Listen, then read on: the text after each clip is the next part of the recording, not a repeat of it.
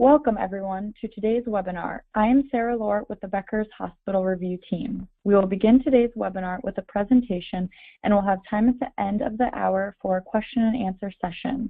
You can submit any questions you have throughout the webinar by typing them into your control panel in the space labeled Enter a Question for Staff and clicking Send. We are looking forward to hearing your questions. Additionally, in about a week following the webinar, we will be sending you a copy of the presentation to the email you used to register. At this time, it is my pleasure to start today's webinar by introducing our presenters. Dr. Chapin is a professor of pathology and laboratory medicine and of medicine at Warren Alpert School of Medicine at Brown University and is the director of microbiology for Lifespan Academic Medical Center. Dr. Chapin obtained her BS in biology from Boston College and received her MD from the University of Massachusetts. In addition, she earned her MA in molecular genetics and microbiology at the University of Massachusetts.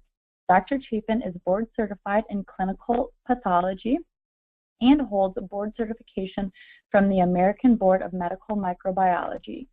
She has expertise in the laboratory diagnosis, clinical of infectious disease and is actively involved in research in the most current laboratory methods and clinical approach to microbiology and molecular diagnosis of microbial disease. Dr. Raj Selvarjan is the Director of Microbiology and Virology Laboratory and Director of Laboratory Medicine Research at Children's Mercy Hospitals and Clinics. He is a professor in Department of Pathology and Laboratory Medicine at University of Missouri Kansas City School of Medicine. In addition to his clinical duties, he is actively involved in teaching and research.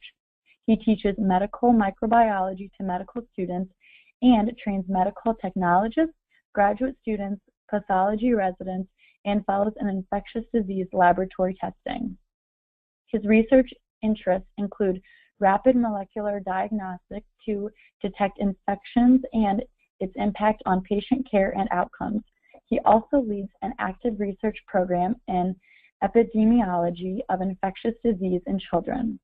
Dr. Selvarjan has presented more than 100 oral and poster presentations at regional, national, and international conferences and published more than 75 manuscripts in top-ranked peer-reviewed scientific journals. Okay, well, good afternoon. Can you hear me okay? Okay, I'm going to speak today first, and I'm going to talk about missed opportunities for treatment, implementation of a molecular diagnostic pediatric acute gastroenteritis panel, the FilmArray GI panel, and we gave it the acronym of the IMPACT study, and so all of those letters are highlighted in red. And you can see on the slide here the many different sites that were involved in this multi-center study from across the country. And I want to thank all of them for participating and being part of this study.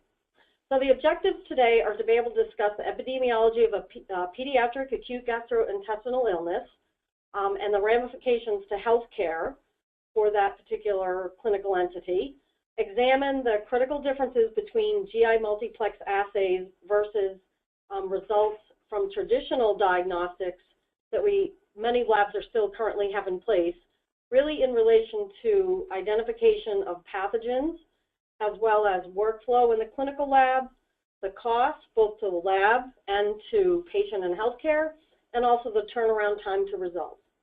And then finally, demonstrate some potential missed opportunities for clinical impact, public health, provider patient education, and satisfaction. And really what I'm going to be talking about today is just the first part of this multi-center study.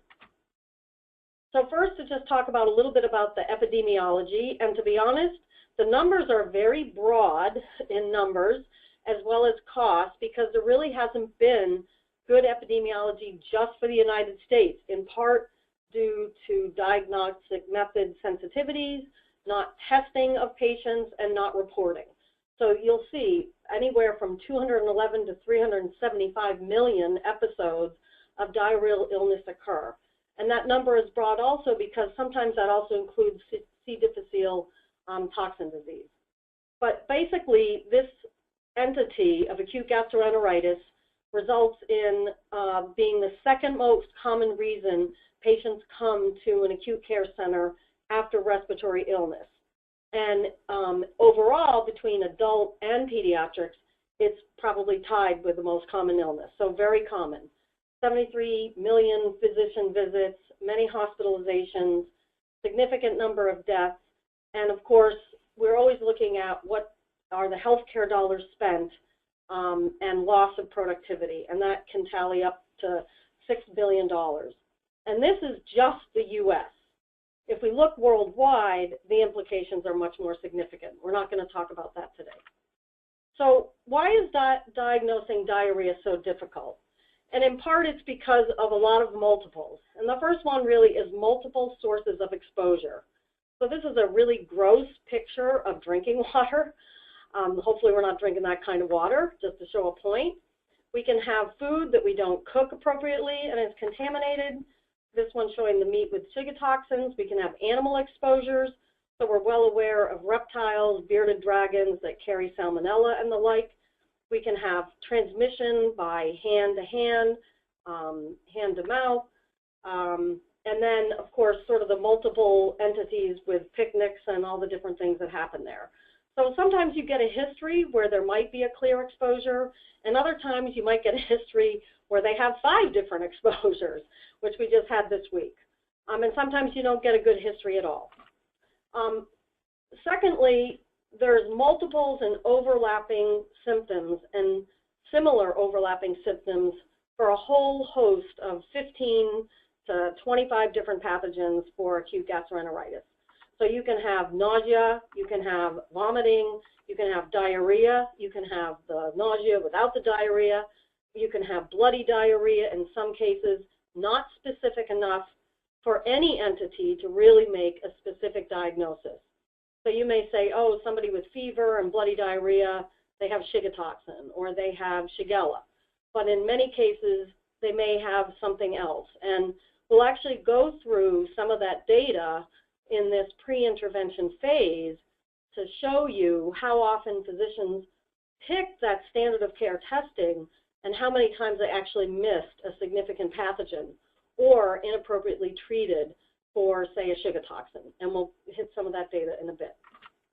And then finally, why is diagnosing so difficult? Well, we overwhelm the patient. We looked at what our ER physicians actually were able to collect. First of all, they only tested about 25% of patients coming in, but when they sent patients home, the number of patients that actually came back with a specimen was remarkably low. And so it really ends up being that you give them this complicated set of directions, a baggie full of vials, and then tell them they have to scoop their poop and put it in a vial, stick it in the refrigerator, and then the worst thing is they actually have to return it to the lab.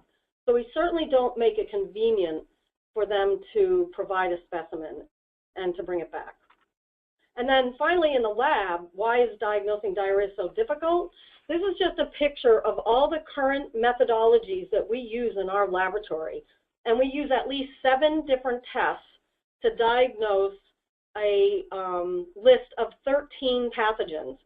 So this doesn't include viruses such as norovirus, which we have to send out for a PCR test, a complete array of Shigella toxins. We only do O157. We don't do all parasitology in our lab. Some of that goes out. And so the bottom line is that we do a lot of different methodologies without really getting a nice broad menu. So multiples in healthcare usually mean confusion, inefficiency, and duplication of processes. And for years, we've been asking diagnostic companies to please come up with some methodology that would make things simpler in the lab. Okay, so this slide actually just sort of shows you what happens when a specimen comes to the lab. So one is we hope that we actually get it in a timely fashion, especially if it's not in a Carrie Blair media. But it comes to the lab, and then typically we're correcting the order in some way, whether it's been sitting around too long, whether they've ordered a full O&P when they haven't ordered the screen first. We have a lot of things that we have to look at before it goes. We then send it over to the hood, get culture plates inoculated, and then divvy up the specimen to go to other sections of the lab. So part of it will go to the reading bench, part of it goes to my virology lab to do rotavirus, part of it goes to the Giardia crypto O&P screen. If then some will go maybe for C. diff PCR toxin. If the Giardia crypto screen is positive, we actually confirm with a direct fluorescent antibody test for Giardia and crypto. And if the doctors actually know how to order a send-out test for noro, they will do that. But it happens incredibly rare. Full ovum parasites are somewhat restricted, so it doesn't happen that often. And the knowledge of knowing that you have to order an acid-fast smear to find cyclospora, or those acid-fast organisms, is really lost on most providers. So anyway, that just gives you an idea of the complications. And then probably the most important thing on this slide, and the complaint that I get most commonly from providers, is that they order 2, 3, 4 different tests, and they get those tests at varying points in the patient's stay, or after they've gone home, or any time after they've come to the office, and then maybe a week to 2 weeks later. So for bacteria, we might be pretty quick with a couple of days, and the parasitic screen maybe within a couple of hours, or a viral screen such as rotavirus. But some things can take up to 2 weeks, the full ovum parasites, and other tests, maybe PCR, a few hours. But the bottom line is they get different reports at different times, and it makes it very hard for them to keep track of what they knew, what they didn't know. And there's obviously sensitivity issues in some of our diagnostics because they're just not as robust as PCR is. And there are also some specificity issues, especially related to the EIAs with Campylobacter and Shigella toxins that have been recently published as well. Okay, so the synopsis of current diagnostic methods and limitations associated with the current testing methods that we have is that they're time-consuming, labor-intensive, technically complex, and require specific expertise. And this is becoming a critical issue for labs where we are losing a lot of med techs, and we don't have the experience in the lab that we would really like to have confidence in doing all these testing methods. The lack of sensitivity and specificity, the limited coverage of current test options, and we often don't get an answer for that gastroenteritis. So for clinicians, they get frustrated where they only get a diagnosis maybe 20–25% of the time. There's overlapping symptoms, which makes it very difficult for them to make a specific diagnosis. They need to order multiple tests for specific suspected organisms. There's a lot of organisms they're concerned about that they're unsure about how to order, or they're not available within their institution. And again, we get this net effect of low yield, high cost, inefficiency, duplication, and confusion. And I say high cost here because the cost is both at the technical end and the multiple systems that we use in the lab, and the cost is high for the patient in potentially not getting a specific diagnosis, having to come back, getting sort of this repetitive testing done. Well, we'll start with this, then we'll add that, then we'll add these 2 things, then we'll go to another person, oh, and they order all the same tests again. So that cost is actually quite high. So the purpose of this GI impact study was really to prospectively evaluate if a rapid and comprehensive diagnostic for acute gastroenteritis would help identify missed pathogens that could have been treated, identify when incorrect treatment resulted from either empiric or standard of care testing or treatment, identify both physician and patient parent concerns, and improve patient outcomes and clarify best practices for acute gastroenteritis. Well, we wanted to see if we could improve patient outcomes. So again, we're only talking about the initial pre-intervention phase of this study. So the methods that were used were we had a multi-site study involving 5 years across the U.S., as shown in my first slide, the prospective step wedge pre- and post-intervention study comparing standard of care practices, whatever that was at these 5 institutions, with the FilmArray GI panel in pediatric patients less than 18 presenting with acute gastroenteritis. The stool was collected in Carrie Blair in the ER or within 48 hours if they got sent home from the ER and they brought that back, or a courier picked it up. And then baseline questionnaires at the time they were enrolled and consented. And then about 7 to 10 days later, another questionnaire about the whole process and results, etc. And then there was a significant amount of medical chart extraction. In the pre-intervention phase, the FilmArray results were not reported to the provider. But we wanted to collect that information to be able to say to providers after the study was done, this is what you actually missed during the standard of care procedures, or this is what you didn't miss, or this is how you treated. We wanted to be able to educate the providers on the standard of care practices. So what does the FilmArray gastrointestinal panel include? It's a very long list of pathogens, 22 in total. And there'll be some things here that we don't currently identify and can make interpretation for physicians really critical in educating about what's on these panels. And that there's so many GI panels now available, you have to clarify which panel is which. So what makes this panel unique compared to other panels is that it has not only the standard culture bacteria that we've looked for, Salmonella, Campi, Shigella, but it also has Plesiomonas, Yersinia, Vibrio, and then a host of diarrheagenic E. coli, enteropathic E. coli, enteroaggregative E. coli, and also the Shigella toxin-producing E. coli S-Tech organisms. So in our institution right now, all we're looking at is 0157. We're not doing the whole panel of S-Tech toxins. So that's a nice added component of this particular panel. And then in parasites, this panel uniquely has Cryptosporidium, Cryptosporidium and Giardia, like some other panels, but it has Cyclospora and Entamoeba histolytica. And viruses, which is unique to this panel as well, and we've never really looked routinely for viruses. It's not a common test in our institution at all, even though we have a pediatric population. Rotavirus has gone down significantly since vaccine implementation, and most docs just don't bother culturing or asking for viral specimen tests. The pouch itself for doing the test is actually very easy, takes less than 2 minutes of hands-on time, even for somebody like me that doesn't sit in the lab a lot. But basically you have your cartridge and 2 loading stations. You load the pouch into the station, and then you end up hydrating with a solution that hydrates all the dehydrated panel components. You then end up adding a buffer and the stool specimen into the sample buffer tubes, and then essentially this gets injected into the pouch along with the hydrated reagents, and then the whole pouch is put into the FilmArray instrument, and this takes about an hour to run. Overall, during the FDA clinical trial, the panel was shown to have 98.5 overall sensitivity and 99% overall specificity compared to standard methods and alternate PCR tests. So the patient enrollment in this study, you can see, is pretty consistent across the board in that we had, somewhere of 75 patients or above in most sites except in LA. And we started in April at 2 sites, and then we stepwise added other sites, which I'll show you in a second why that was really important to do.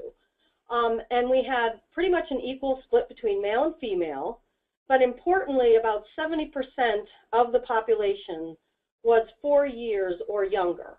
So again, we're only looking at pediatrics, but this was a significant number of patients that come in that are really young and are pretty sick and were tested.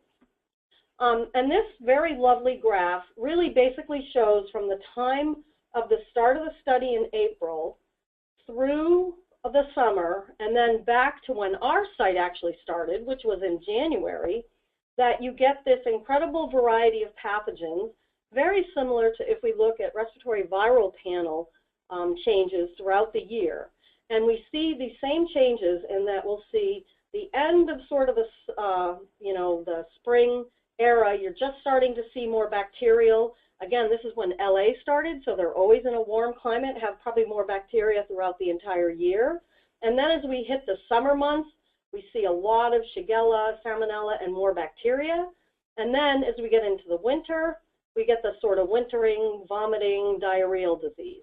So it was really important to do this stepwise enrollment because we could catch all these different pathogens throughout the year, as well as show that it's important to look in studies where they encompass the entire year and a diverse geography to really get some good epidemiology.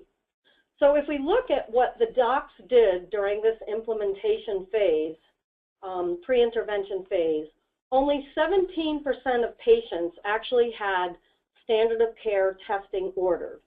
And so this was only 64 patients out of 375 enrolled.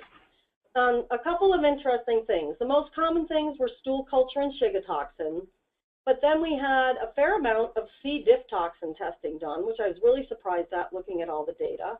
And then our most common secondary test has always been the ova and parasite DFA test. But interestingly, at least 2.5 tests were done on every patient.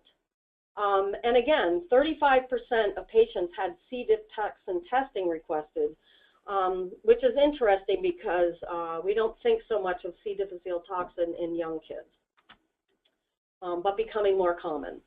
If we compare what the conventional testing actually got us versus the FilmArray, and again, the FilmArray was not reported to the providers, we had 30% were positive by conventional tests. And that's exactly what we see here in our institution when docs order. But we found 70% of patients positive by the FilmArray test. And also interesting, which we just really never see this in conventional testing, as shown here, is that we very rarely find a second analyte. But we find a second analyte at least 25% of the time with the FilmArray. So in some ways, that's interesting and that's exciting, but it's also confusing. So we're not quite sure, what do we make of these dual infections? Does this mean kids are sicker? Does this mean kids are, actually carrying two pathogens? Are they equally affecting them? And the most common things were a virus with C. diff, a virus with EPEC, or a virus with enteroaggregative E. coli. And then if we look at what antimicrobial stewardship management possibilities are here, we look at potentially modifying treatment pathogens and management modifying pathogens. And basically, there were a lot of Shigella that were not found by standard of care that could have been treated or have implications, more importantly, for public health and transmission. Most of the parasites actually, oops, sorry, I circled the wrong things here, of Giardia and Crypto were not even identified by standard of care or were not ordered. And then management modifying, there were 14 STEC not treated at all or not identified. And so we look at this and say, wow, there's a lot of things that we could have done maybe potentially differently. And then importantly, how many times, again, do we hear antibiotic stewardship, and that we not only have to target with the right antibiotic, but make sure we're not using an antibiotic in an inappropriate situation. And when are those inappropriate situations with GI disease? Those are when you identify a virus or no pathogen at all. And basically, we saw that 20% of people received antibiotics inappropriately when they had either a virus or no pathogen. That's a lot of antibiotics we would prefer not to be seen. If we look at kids with sick contacts and we look at return visits, again, we're just starting to look at some of this outcome data. Now, if a person was negative completely by FilmArray, they not surprisingly had fewer sick contacts than everybody else who had a pathogen identified. And return visit-wise, it was also interesting that those negative patients were the most common ones to come back. In other words, they had diarrhea probably due to something else, Crohn's disease, something else along that line that potentially allowed them to come back. But that in this pre-intervention phase, we saw a lot of people still coming back. And in the post-intervention phase, will we see if they get a diagnosis and some education, will those return visits be less? And return visits to the ER is a cost factor that we want to look at. So less than 20% of patients were routinely screened by standard care practices, which really highlights the poor value of conventional diagnostics. Physicians don't feel there's really a value there at all. So while only 30% of patients had a pathogen identified by standard of care practices, FilmArray detected more than double those pathogens. Again, do we really know the implication of all those? Not quite. Many pathogens identified by FilmArray have resulted in treatment alterations and improved antimicrobial stewardship. In other words, we could either initiate an antimicrobial or we could stop inappropriate antimicrobials. Post-intervention data will address some of these actual practices in real time for acute gastroenteritis and response by patients and parents to return to results and return visits. And the preliminary data is looking very favorable for education. So what's the reality with the ER docs? I'm sorry, this is Sue Duffy, the co-PI here, and we presented a grand rounds for pediatrics. And if most diarrheal illness is viral, she asked the question, is there a reason to want to know the results? Can physicians accurately detect patients at risk for infectious conditions that require treatment or close management? And basically, the answer was no. We were missing Shigella, parasites, etc. Is PCR a better test than culture? We clearly had shown that. Are there public health implications for missing a diagnosis? And Raj will talk about that. Are there opportunities for education? Absolutely. Does it impact return to work and healthcare visits? That's pending. And will the test get used more than the standard of care? Well, right now, only 25% in our ER use a GI test. Will they use more if we have the panel? We'll have to see. We basically identified during this study a Shigella toxin outbreak in Connecticut, and basically 17 kids were infected. We found that result while the child was in the ED, called Connecticut Public Health, identified a lot of other cases. We also identified a Shigella in a patient returning from some travel. She became ill. Again, she was diagnosed with the Shigella in the ED, as was her sister, and the stool culture had no growth, which I think Raj will end up describing that more in detail in his outbreak. So I want to thank the audience and BioFire and all the study sites for all the hard work that's gone into this study, and phase 2 will come later. All right, thanks. Good afternoon, everyone. Thanks to Dr. Chapin for the excellent overview of the FilmArray GI panel and discussion on the strengths of the rapid molecular testing for GI pathogens and its potential to improve patient care. My talk today would be focused on the impact of FilmArray GI panel on Shigella outbreak management to serve as a specific example on potential benefits of using this multiplex GI panel in an outpatient setting. The objective of my talk is to describe the results from sub-analysis of our hospital's data from the prospective GI impact study described earlier by Dr. Chapin. In this sub-study, we compared the following outcomes noted below between the pre-intervention and the intervention group of patients. The goal was to measure the impact of FilmArray GI panel implementation in patient care and the following variables, such as initiation of appropriate antibiotic therapy, time to appropriate antibiotic therapy, reduction of additional visits to healthcare, reduction in spread of disease, and reduction in family and child absenteeism in daycare centers were recorded. By way of introduction, Shigella infections accounts for nearly 500,000 cases of diarrheal illness, 5,400 hospitalizations, and 38 deaths each year in the United States. Shigella sonnei is the leading cause of shigellosis in U.S. residents among the 4 different Shigella species. Incubation period is 1 to 2 days, followed by clinical symptoms that includes diarrhea, sometimes bloody, abdominal pain, fever, and tenesmus. The infection is usually self-limiting in otherwise healthy individuals, and treatment with antibiotic is helpful to shorten duration and hasten eradication from feces, thereby reducing spread of disease. This slide from CDC classifies antibiotic-resistant Shigella as a serious threat to public health and healthcare. Resistance to traditional first-line drugs such as ampicillin and trimethoprim sulfamethoxazole is common. Healthcare providers now rely on the alternative drugs like ciprofloxacin and azithromycin to treat these infections. However, strains of Shigella resistant to these antibiotics are also becoming more common in the United States. Because initial treatment failed and effective treatments may require intravenous or intramuscular administration, costs are expected to be higher for the resistant infections. it is expected that nearly 27,000 drug-resistant Shigella infections will occur in a year, and about 40 deaths are estimated to happen on a yearly basis. The initial ciprofloxacin resistance is outlined here, and so is the azithromycin-reduced susceptibility. Now, this slide from CDC advocates various measures to control and limit the spread of resistance. As we all know that the spread of the disease happens from person to person, and to control, one has to promote thorough and frequent hand washing with soap, use of antibiotics when necessary, report changes in resistance to healthcare providers on a rapid fashion, detect and control outbreaks of Shigella infections, and educate consumers and food care workers. Now, so here is the increase in the ciprofloxacin resistance over the years. And here, this graph depicts the reduction in ampicillin resistance in some states, and not in all. And you would see the difference when I show our experience.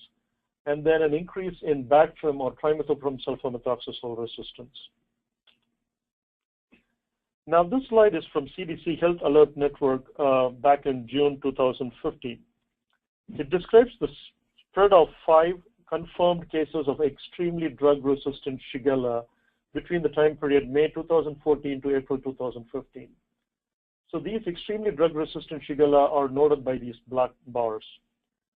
These outbreaks were noted in Illinois and Montana, and these strains were resistant to ampicillin, ciprofloxacin, nalidixic acid, streptomycin, sulfamethoxazole, tetracycline, and trimethoprim sulfamethoxazole. And they also had an elevated MIC for azithromycin and harbored macrolide resistance genes. It also depicts the alarming rate of ciprofloxacin-resistant shigellosis that is used as the first line of therapy in adults. The ciprofloxacin resistance is widely spread in nearly 35 states now, and in locations such as San Francisco accounts for 90% ciprofloxacin resistance in Shigella. These outbreaks were mainly noted in men having sex with men and daycare setting. However, in other states, ciprofloxacin resistance was associated with international travel. Now, these hatched bars, shaded bars, denote the shigellosis with decreased susceptibility to azithromycins. So we begin to see many of these, and about 22 cases have been reported in Chicago, Illinois, and Minneapolis, and specifically in the MSM population. This alarming rate of spread of antimicrobial resistant Shigella clearly warrants rapid detection, coupled with improved infection control practices to control spread of the infection.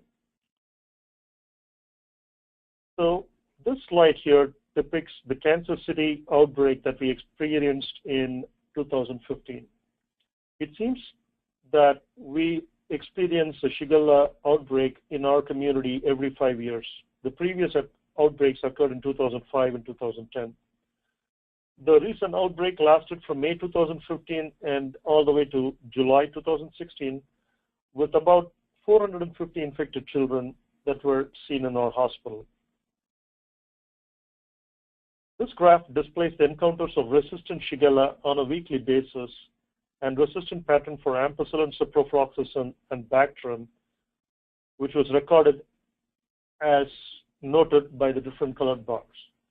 The point being that we noted many resistant strains, and there was no specific pattern that was clear when we focused on the different weeks. Overall, we saw 82% of our strains that were resistant to ampicillin, 52% that were resistant to Bactrim, and 34% that were resistant to both antibiotics. Our Chief of Infectious Disease, Dr. Marian Jackson, around this time developed a note for community physicians to guide them in the management of this outbreak. She described the clinical presentations, such as the most common dysentery with high fever and seizures seen in some children, or severe diarrhea that usually resolves in 72 hours. Other manifestations were UTI, invasive disease, and hemolytic uremic syndrome. She also recommended that azithromycin as the first line of therapy, 3 days and other choices were ampicillin and Bactrim if susceptibilities were known. Severe illness required hospitalization and IV antibiotics. We also emphasized that hand washing and proper diapering practices and avoidance of kiddie pools to curtail the spread of disease. Now, the shigellosis outbreak also has a significant economic impact due to days lost from work for the parent or childcare days lost. Many state regulations allow cohorting of the convalescing children and exclude them from interacting with ill children. However, in Missouri State, shigellosis-infected children need to have one negative culture obtained 24 hours after diarrhea has ceased and 48 hours after last dose of antibiotic before they could return to daycare. In one of the counties in the Kansas side, these children following therapy may return to childcare and the repeat culture were not required. Untreated patients require negative culture to attend childcare facility. So as you can see, there are variations in regulations in our own area. So switching gears and to describe our study, Dr. Chapin nicely described the pre-intervention period. So in the pre-intervention period that lasted 4 months for us in Kansas City, from July 2015 to October 2015, we prospectively enrolled children that were presented in the ED with symptoms of acute gastroenteritis and enrolled them in collected stool specimens at presentation or requested a stool specimen to be submitted within 48 hours, either through courier or by personal drop-off at the emergency department. These samples were batched and tested by BioFire J panel testing at the BioFire company, and these results were not available for clinicians, and the clinicians were free to order their standard of culture tests for bacterial isolation, and follow-up interview was completed, and a medical chart was reviewed, and data were abstracted. Now, in the post-intervention period that lasted about 8 months for us, from November of 2015 to June of 2016, the children that were presenting to the ED were enrolled, and stool specimens were collected. At this time, these specimens, as soon as they were received in the clinical laboratory, 24/7, the samples were tested by BioFire GI panel, and the test results were called to the ED physicians. Most of the calls were made to the ED outreach nurse, and outside the work hours were called to the physician on call. These results were then relayed to the parents along with the treatment plan if one was ordered by the physician.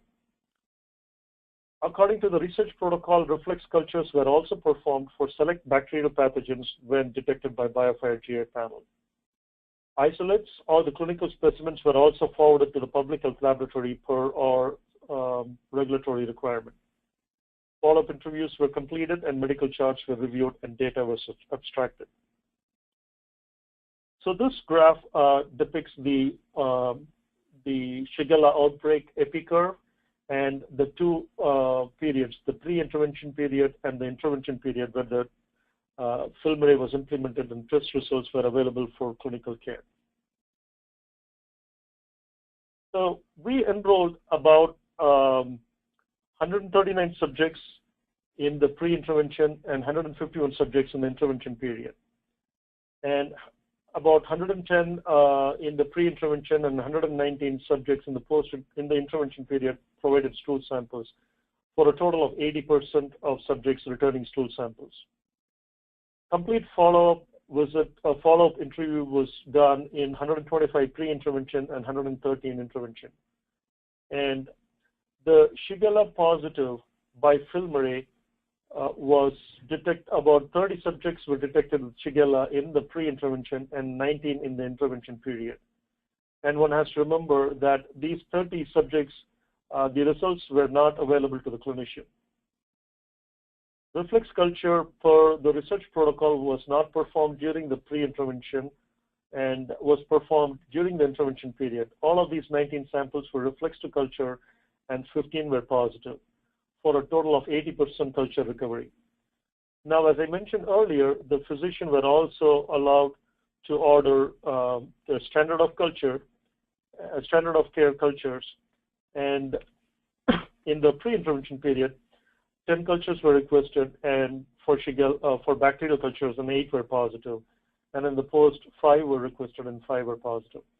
So again, an overall recovery of Shigella by culture was 85. So overall, culture missed Shigella detection in 15 to 20% of Shigella positive detections by FilmArray GI panel. So our focus would be on these Shigella positive patients and how they were managed in the ED setting. So the first, economic impact variables were studied, and repeat visits to healthcare was reduced in the intervention period compared to the pre-intervention period, which was highly statistically significant. This gives us an idea that there is some economic benefit in offering this testing during this outbreak setting. Now, the other measures did not show any difference between the two groups. The number of parents that missed work were similar in both groups. About half of them missed work in both groups. Average number of days were similar, and the number of subjects that missed daycare were also comparable in both groups, and the average number of days missed were also same. Now, parent miss of work and children miss of school was not impacted, probably because of our state's requirement of a negative culture in Shigella positive patients. So when we looked at antibiotic treatment for Shigella, it was higher in the intervention period compared to the pre-intervention period and was highly statistically significant. As one would expect, the most common antibiotic that was prescribed was azithromycin, followed by amoxicillin and Bactrim in the pre-intervention, and all of the antibiotics given in the post-intervention period was azithromycin. So we focused on azithromycin therapy since that was the first line of therapy that was recommended. So azithromycin treatment was significantly higher in the intervention period compared to the pre-intervention period. Now, the targeted treatment for azithromycin following test result availability, which is FilmArray in the intervention period and culture in the pre-intervention period, was also higher in the intervention period and was found to be highly statistically significant. Now, when you look at the empiric treatment, 5 out of the 6 children treated in the pre-intervention arm were given empiric therapy, and about 6 of the 14 were given empiric therapy. Now, when you also consider the time to targeted therapy was significantly different compared from the intervention period to the post-intervention period, and seemed to happen on a rapid fashion. This also meant, the treatment here also meant that 50% of children received appropriate antibiotic therapy as a direct result of rapid diagnosis of Shigella in the outpatient setting. Now, we were also curious about the decision to treat, especially because there were about 5 children in the FilmArray arm or the intervention arm that did not receive treatment in spite of a specific diagnosis for Shigella. Interestingly enough, it seems that the children that did not receive treatment had less severe disease in way of less number of diarrheal episodes compared to the diarrheal episodes treated. None of them had bloody diarrhea, and there were slightly lesser amount that required oral rehydration. And many times these children had a long duration of onset of symptoms before they had a diagnosis. For these reasons, the physician may have opted not to treat these children.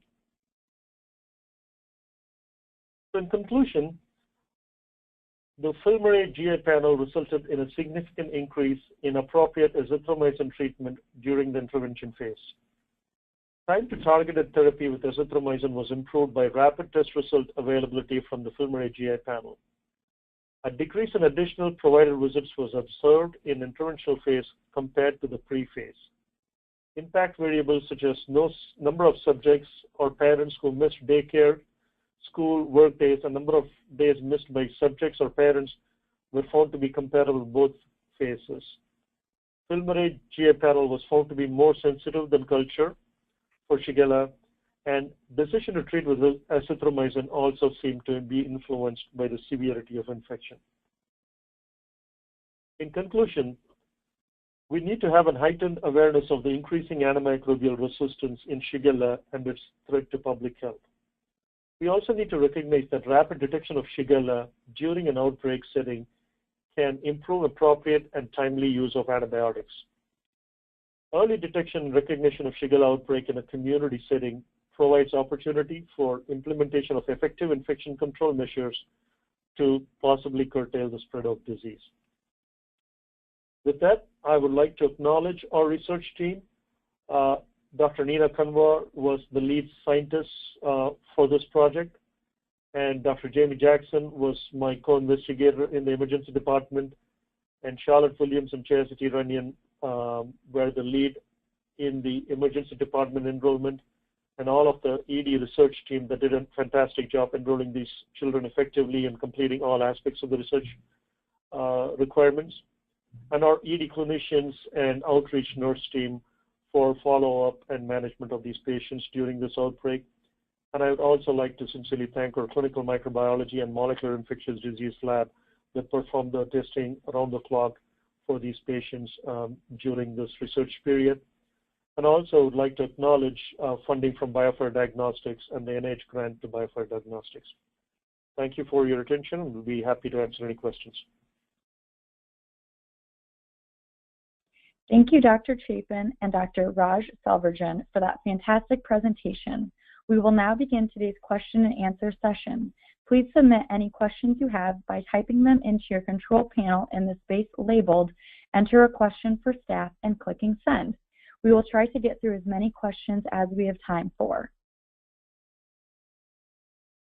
Our first question is it possible that a single colony of E. coli could harbor several pathogenic genes? Raj, you're the basic scientist. You want to go there? I mean, basically, I don't know about a single colony, but essentially we do see multiple diarrheal, E. coli diarrheal pathogens identified at the same time from the same patient. So they may be colonized or sick with more than one of those organisms. And to add to that point, the genes are usually the classification of the diarrhegenic E. coli are based on some of the characteristic virulence factors that they carry and the virulence genes specifically. So the targets that are used in these multiplex assays are specific to those virulence genes. And for example, intrapathogenic E. coli may have the intimin gene and bundle-forming pili. And so depending on the target used and the gene detected, the call is made. And so usually the presence of one gene is associated with one specific type of diarrhegenic E. coli. And that's traditionally how the diarrhegenic E. coli are classified, based on their virulence factors and sometimes how they behave in vitro cell lines, that is intra-adherent E. coli and the intra-invasive E. coli. Great, thank you. Our second question is, do you reflect your FilmArray C. diff positive specimen to EIA to test for active toxins? That's a great question, and actually when we implement the FilmArray test, we are not going to include the C. diff toxin analyte. We want that test to be orderable specifically for patients who have 3 watery stools, symptoms consistent with C. difficile infection.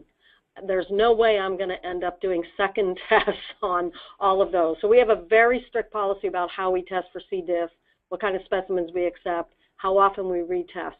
I think it's a really excellent question, because if people don't think about how they're going to report these C. diffs and in what kind of patients they're going to accept doing the PCR test on, they're going to end up increasing their C. diff rates. And we saw in this pediatric study that C. diff was one of the most common analytes seen. But surprisingly, like I said, we saw 35% of physicians actually, or 35% of patients where they did testing, they were actually looking for C. diff. So I think it's more of a clinical diagnosis, and that's what we're going to do. We're not going to actually report this particular analyte from this panel. So Raj, you can answer what you would do. Yeah, absolutely. I agree with everything you said. And as a matter of fact, in this clinical impact study, we try to provide similar information as a disclaimer to our study. So we did not report C. difficile in children less than 1 year. And in children that were of the age group 1 to 3 years, we included a disclaimer to indicate that C. difficile result may be difficult to interpret in this age group. And we also added that a positive C. diff result may indicate possible C. diff disease, but alternate etiologies, particularly viral causes, should be considered. And we gave reference to the American Academy of Pediatric recommendations. So yes, caution needs to be in order when C. difficile test results are provided. Wonderful. The next question is, what are you doing with children that are co-infected with C. diff? Well, I think that goes again to sort of this very long discussion, and I'm sure there will be more abstracts and more data presented on what are people doing with this. So, it's great we have this new technology, but with all new technology, all of a sudden we're thrown into the era of, okay, now we're getting results that we didn't used to get. What do we do with them?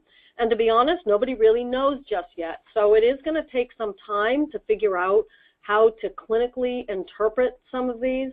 And so I think especially in kids, if you're not a hem-onc patient getting a lot of antibiotics, C. diff would not potentially be a pathogen in that group of patients, only in that group of patients. And so I think this is where docs have to be educated, or labs have to be cautious about if they decide to report C. diff, that we put all those disclaimers, which that when the medical record goes out and all these comments go on, not everybody always reads them. But it is important now that we're having reimbursements and all sorts of other things related to positive C. diff transmissions, and we don't want to be identifying colonizers without real identification of true disease. So I think it's something you have to discuss with infection control, antibiotic stewardship, with your providers, and make a decision about how you are going to interpret those kinds of results. And that the first thing that comes up is, well, is it clinically appropriate in this patient? So I think there's a lot of room for interpretation right now, and what people will do in their setting. Thank you. The next question is, what % of positive specimens were seen outside of the Shigella isolates? Okay, what other targets? No, I don't specifically have access to that data, but overall, as Dr. Chapin's data earlier, pre-intervention, nearly 70% of our samples were positive for one analyte and then one or more analytes. So there was a significant detection rate. Now, if this question is specifically regarding Shigella and co-infections, that is something we can look at the data, and I can't remember off the top of my head as to what that number looked like. So I can say that from the data specifically not related to the Shigella outbreak, and it's actually a good question, because one of the issues comes up is if you detect 2 or 3 or 4 pathogens, does that mean that kid is sicker? Certainly we see that in studies outside of the U.S. where they've done multiple analyte detections and find that those kids might actually be sicker. But in this particular study, the most common dual or triple infections were with C. diff, or a virus plus C. diff, a virus plus enteroaggregative E. coli. It wasn't really common. I don't remember a Shigella with something else, but that doesn't mean it didn't happen, because we certainly had a lot of Shigella isolates. But that was not the most common pathogen where we would see a dual infection with. It was more related to the enteroaggregative, toxigenic E. coli, viruses, and C. diff, where we saw multiples. Yeah, I do remember one specific scenario during the outbreak, and basically the ED physicians were scratching their head with this result, and they got the ID physicians involved in a consult, and they came to me, and so it was an interesting discussion. And this child, it was a 2-year-old child who was positive for enteropathogenic E. coli, Shigella, and adenovirus. And so the question was, what do we do at this point? And so I think the child also had a severe course that she had to be hospitalized and managed that way. But clearly, there were some co-infections in our group, but I don't exactly have that number. That's something that we would look into. This is a clarification question. Which patients were tested? Was it patients that had diarrhea for more than 7 days, or anyone with diarrhea in the ER? No, they had to be only sick for 24 to 48 hours, so it was acute gastroenteritis. It wasn't anything that was long-term.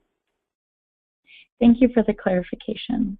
The next question is, how do you handle the fact that for GI FilmArray positive results for the Shigella antroinvasive E. coli detection, you can differentiate between the two, especially when reporting in an emergency department patient situation? And that is true. That is one of the downsides. And as we all know, Shigella is very closely related to E. coli, and the target that was chosen could not reliably differentiate between those two.